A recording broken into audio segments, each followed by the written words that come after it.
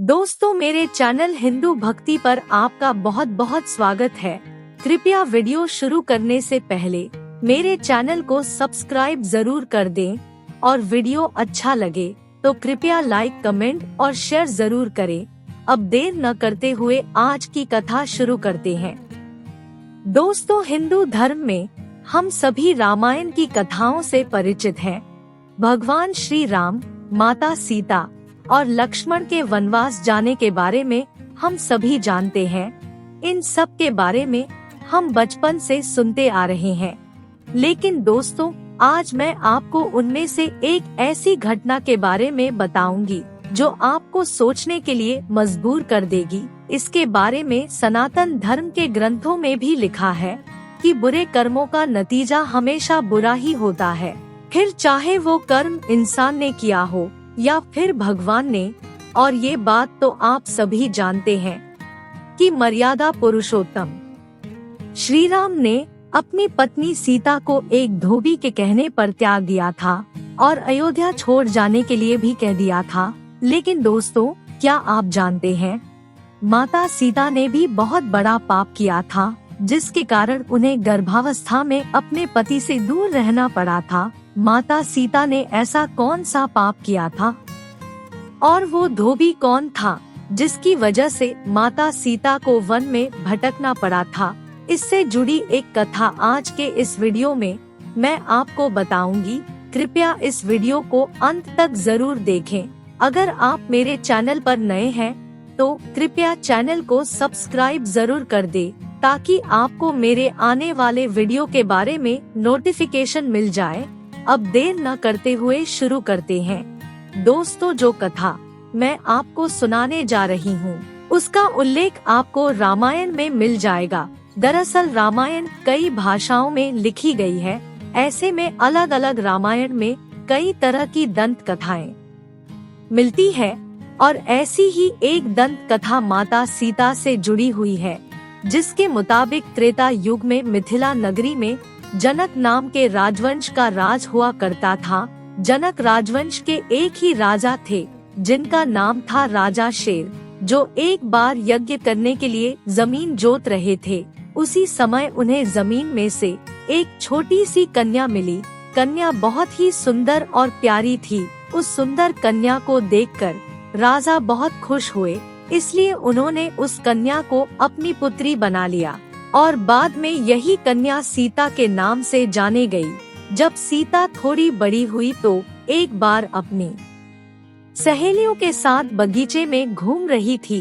तभी उनकी नजर अचानक एक तोते के जोड़े पर पड़ी, जो देखने में बहुत ही खूबसूरत लग रहे थे। वो तोते का जोड़ा पेड़ पर बैठा हुआ सीता के बारे में ही बातें कर रहा था। उनके मुख से अपने बारे में चर्चा सुनकर सीता को बड़ा आश्चर्य हुआ। कहते हैं, उनमें से मादा तोता बोल रही थी कि पृथ्वी पर श्री राम नाम के एक सुंदर राजा होंगे और उनकी महारानी का नाम जानकी होगा। श्री राम माता जानकी के साथ कई वर्षों तक राज करेंगे। धन्य है वो जानकी देवी और धन्य है वो प्रजा जिन्हें प्रभु श्री राम जैसे राजा मिलेंगे।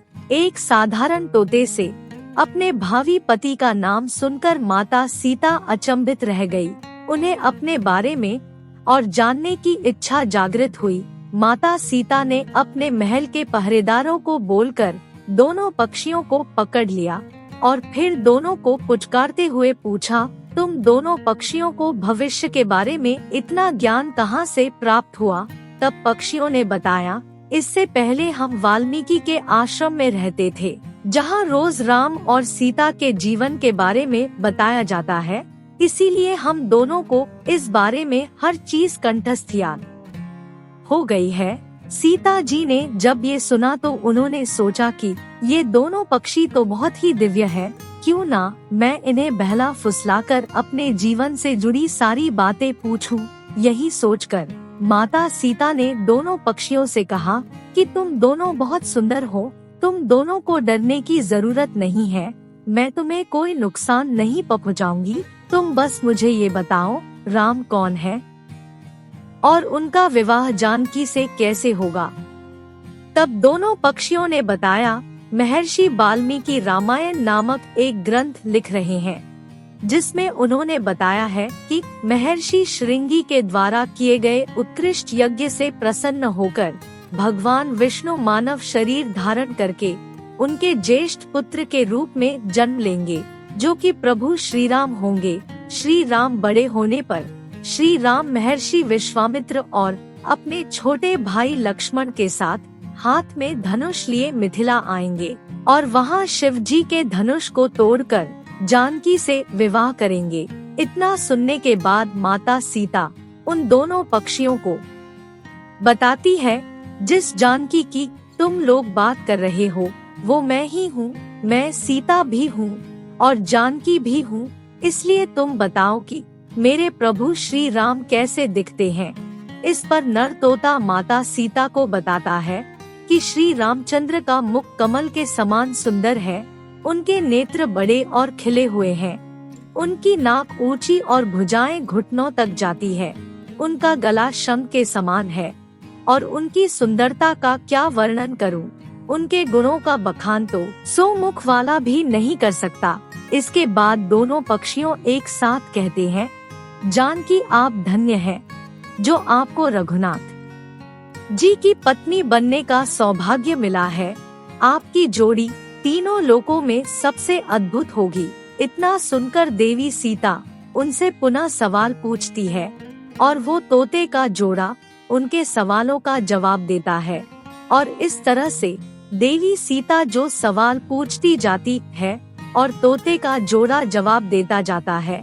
लेकिन एक समय के बाद दोनों तोतों की बात सुनकर सीता माता के मन में लालच आ गया, इसलिए वो दोनों पक्षियों से कहती है, जब तक मेरा विवाह नहीं हो जाता तुम दोनों मेरे साथ राजमहल में रहोगे। इस पर नर तोता माता सीता से कहता है, मेरी पत्नी गर्भवती है, इसलिए ऐसे समय में उसको जाने दे।